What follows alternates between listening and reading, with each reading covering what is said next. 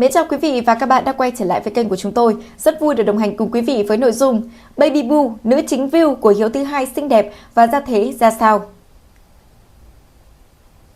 Tối ngày 9 tháng 3, rapper Hiếu thứ hai chính thức phát hành ca khúc Người im lặng gặp người hay nói, nhanh chóng thu hút sự chú ý lớn từ phía cộng đồng mạng.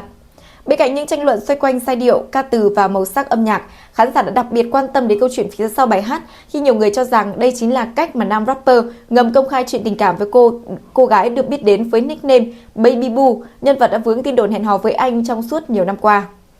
Trong MV mới, người xem nhận ra nhiều chi tiết được cho là gợi nhắc đến những khoảnh khắc từng xuất hiện trong các bức ảnh lan truyền trên mạng xã hội của cặp đôi này.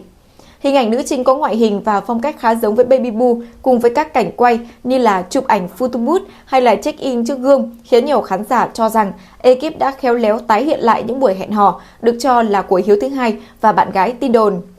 Ngay sau khi MV ra mắt, câu chuyện tình cảm của nam rapper lập tức trở thành chủ đề bàn tán sôi nổi trên mạng xã hội.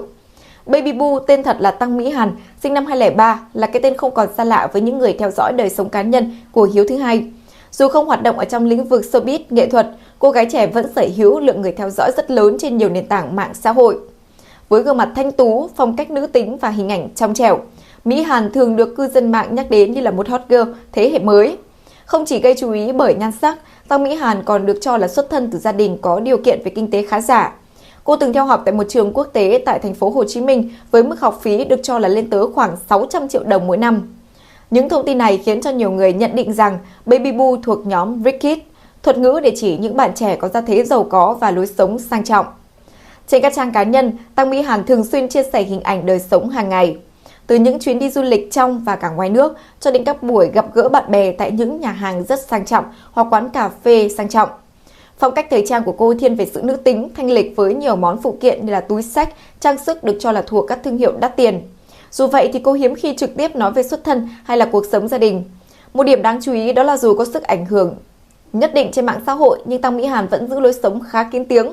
Trong nhiều năm qua, khi liên tục bị nhắc tên trong các tin đồn hẹn hò cùng với Hiếu thứ hai, cô hầu như là không đưa ra phản hồi nào chính thức. Trang cá nhân của Mỹ Hàn chủ yếu đăng tải về hình ảnh đời sống cá nhân, thời trang và du lịch, hiếm khi nào chia sẻ về chuyện tình cảm. Tuy nhiên, cộng đồng mạng đã nhiều lần phát hiện ra những hint cho thấy rằng cô đã có bạn trai. Một số bức ảnh từng được đăng tải cho thấy Mỹ Hàn nắm tay hoặc hôn một chàng trai giấu mặt. Dù gương mặt thì không lộ rõ, nhiều người cho rằng vóc dáng, kiểu tóc và cả phong cách ăn mặc của người này rất giống với rapper Hiếu thứ hai. Những chi tiết như vậy khiến cho tin đồn hẹn hò giữa hai người lại ngày càng được lan truyền mạnh mẽ hơn, rộng rãi hơn. Không chỉ từ phía Baby Boo, bản thân Hiếu thứ hai cũng nhiều lần khiến cho người hâm mộ đứng ngồi không yên khi mà nhắc đến cụm từ Baby Boo trong một số những ca khúc và sản phẩm âm nhạc của mình như một cách shout out. Trong một bài hát, nam rapper từng tiết lộ rằng tên của anh và bạn gái có chung chữ cái đầu là H, khiến khán giả càng thêm tin rằng người anh nhắc đến ở đây chính là Tăng Mỹ Hàn. Những người bạn thân thiết và đồng nghiệp của nam rapper cũng đã không ít lần trêu chọc anh về chuyện tình cảm.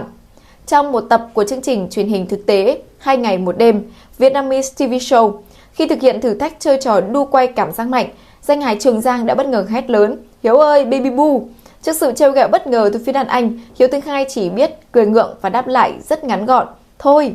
Khoảnh khắc này sau đó nhanh chóng được lan truyền khắp trên mạng xã hội và tiếp tục làm dấy lên những suy đoán về mối quan hệ tình cảm của anh. Trước sự chú ý quá lớn từ phía cộng đồng mạng, Tăng Mỹ Hàn từng có thời gian phải ở ẩn. Sau vài tháng vắng bóng, Tăng Mỹ Hàn dần quay trở lại với hoạt động trên mạng xã hội. Cô tiếp tục chia sẻ những hình ảnh đời thường, du lịch và thời trang như trước. Điều khiến cho nhiều người phải chú ý đó là hầu hết các bài đăng mới của cô đều nhận về được lượng thả tim từ Hiếu thứ hai. Chi tiết được cộng đồng mạng xem như là một dấu hiệu cho thấy mối quan hệ giữa hai người vẫn rất tốt đẹp.